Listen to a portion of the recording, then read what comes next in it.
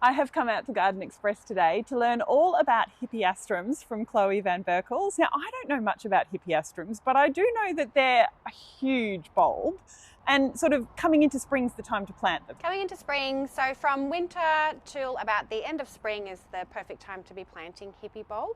You mentioned that they are enormous. Hippie bulbs come in all different shapes and sizes. Yep. Your regular hippies, they can be quite big, like this one. Yep. They can be quite elongated, have quite a long neck, like this variety. Mm-hmm. So that is the regular Amaryllis hippeastrum. Mm-hmm. And then we have also the Sonatini hippeastrum. So the Sonatinis do come in a smaller size bulb. That's just normal for them. They're a smaller flower head. Okay. They have multiple flower heads on each stem. Mm-hmm. They flower at the same time as the regular hippeastrum, but they can be prolific flowering, so give you multiple flower heads in the same season. Ah, fantastic. All right, so you're going to show us how to plant the hippies, as they're affectionately known, into a pot today, but you can actually plant them in the ground as well, can't you? Yeah, you can. You can plant them in the ground. You just want to be choosing a spot that is really free draining and in full sun. Okay, right. And talking about free draining, I can see you've actually used cacti and succulent potting mix in a pot. I have.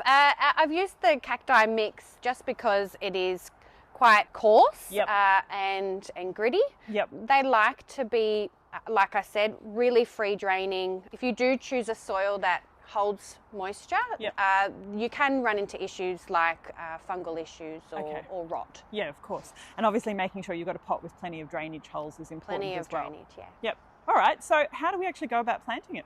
So the most important thing that you want to make sure you're doing is keeping the neck outside of the soil. Oh, right, so you want to plant the hippie bulb with this neck exposed. Mm-hmm. So you would want to plant it about there. Okay. They say 2/3 of the bulb planted with the neck exposed. It's good to mix some pelletized chook manure through your potting mix at the time of planting as well. So literally just backfill around it, but making sure I keep that neck exposed, yeah? That's right. Perfect. Hippies also love to be quite crowded in the pot too. So you just want to be making sure you're buying a pot that has about 2 to 3 inches from the side. And if your hippie bulbs do grow babies, they're fine to be crowded in the same pot. You don't have to divide them every year. Okay, oh well, that's handy. Low maintenance. Yes. Okay, so that's about tall enough, isn't it? That's right. Okay, now what do we do? So now you want to put it in a sunny spot in your garden. You want to water it in well. Okay. You want to be watering your pot once a week. They don't like, they're quite drought tolerant. That's good. They'll flower in about November, December. Yep. So they flower 6 weeks after planting. Okay. You can delay planting the hippeastrum bulb by storing it in a really cool position in your house. Okay. And if you're looking for flowers around Christmas time, that's a really good way to delay the flower. Yep. Yeah, because it'd make the perfect showy flower for an entertaining space or your outdoor deck or your table outside. The perfect centerpiece of your Christmas table, that's for sure. Yeah, fantastic.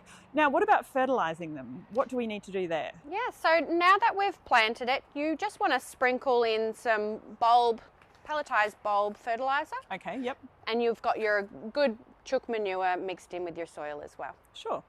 So whereabouts in Australia can you grow hippies? You can grow hippies anywhere in Australia. What? They love our climate, so they can grow anywhere from the tropics of Queensland all the way down to the cold of Tasmania.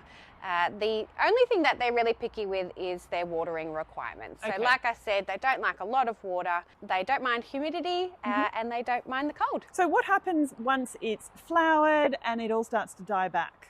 Yeah, so you want to cut the flower off when it starts to die back. Okay. That way the energy is getting put back into the bulb for the flower the next year.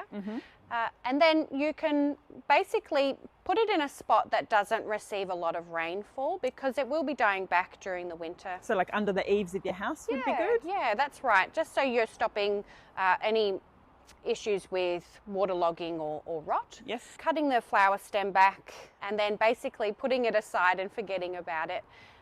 You want to give it a good feed with some bulb fertilizer again, maybe some sea salt. Yep. this is just at the end of that season before it goes completely to sleep.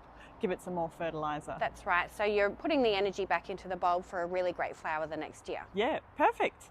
Well, thank you so much for telling me all about hippies. I can't wait to grow my own at my place. What is your favourite? I do need to know. My favourite is the Exotic Star. It is new to our range this year, and just look how giant those bulbs are. It's huge. And it is so, so beautiful. I reckon they will sell out really quickly. So first and limited to this year. Get on now, because they're in stock on your website now, and I've seen a huge range of different styles and colours on your website too. We have the largest range of hippies online in Australia, so jump online today and get yours.